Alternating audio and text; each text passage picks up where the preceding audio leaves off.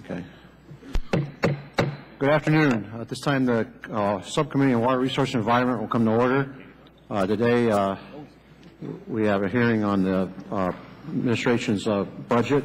I'd like to, we have the Honorable Secretary Darcy, Army Civil Works, and General Bostic, head of the Army Corps of Engineers. I'll start here with an opening statement, then I'll turn it over to my ranking member. The President's Fiscal Year 2014 budget is the administration's priorities for the U.S. Army Corps of Engineers. I am a strong supporter of the efforts by Congress to control federal spending. However, I feel like this is a belated Groundhog Day for most of us on the subcommittee. Many of the Army Corps of Engineers activities that we are examining today are true investments in America because they provide jobs and stimulate an economic return.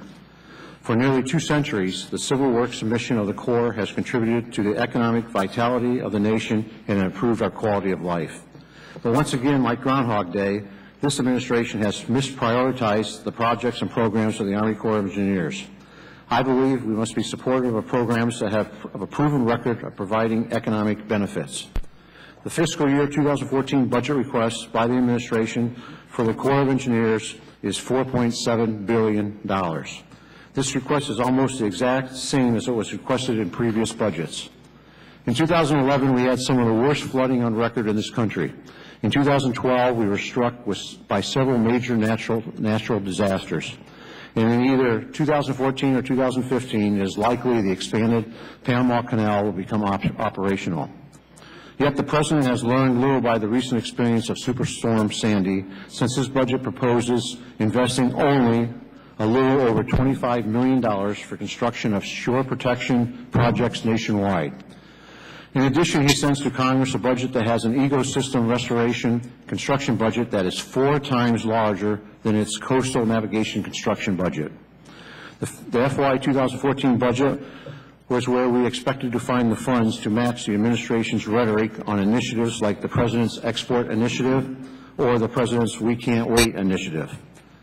Instead, while the President is proposing $834 million out of the Harbor Maintenance Trust Fund for operation and maintenance activities in fiscal year 2014, just last year, in fiscal year 2013, it is estimated the administration collected $1.85 billion in harbor maintenance taxes paid by businesses for the purpose of maintaining America's ports. This will not keep up with the growing demand on our ports to accommodate more and larger ships that will leave the trust fund with almost $9 billion in IOUs to the nation's ports at the end of the next fiscal year. This administration is not the first to shortchange America's water transportation system, but I find it irresponsible for any administration or for Congress itself to not fully spend the tax dollars collected for their intended purpose. I know we have to find savings, but savings can be found by slowing down work on some environmental restoration projects until the economy turns around. Instead, the President's budget prioritizes these activities above navigation. The largest navigation expenditure in the construction general account is less than $50 million. By comparison, the 3 largest ecosystem project expenditures in the construction general account are one project for more than $100 million, and one project for almost $90 million, and one project for more than $70 million. And 2 of these multi-million-dollar ecosystem restoration activities are at the behest of other federal agencies like the United States Fish and Wildlife Service and the National Marine Fisheries Service. While we in Congress understand that the Corps of Engineers has to comply with the Endangered Species Act and other laws, every year the agency has to spend hundreds of millions of dollars on so-called environmental compliance activities at the whim of other federal agencies with no end in sight. I think the Corps of Engineers needs to know when to say no. Budgets are about priorities. A priority of any administration should be to put the United States at a competitive advantage in world markets.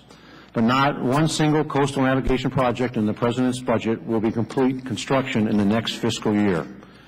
According to this budget, the coastal navigation system the nation has today, which is the same coastal navigation system we had when the President took office, will be enough to keep the United States competitive when the Panama Canal expansion is complete.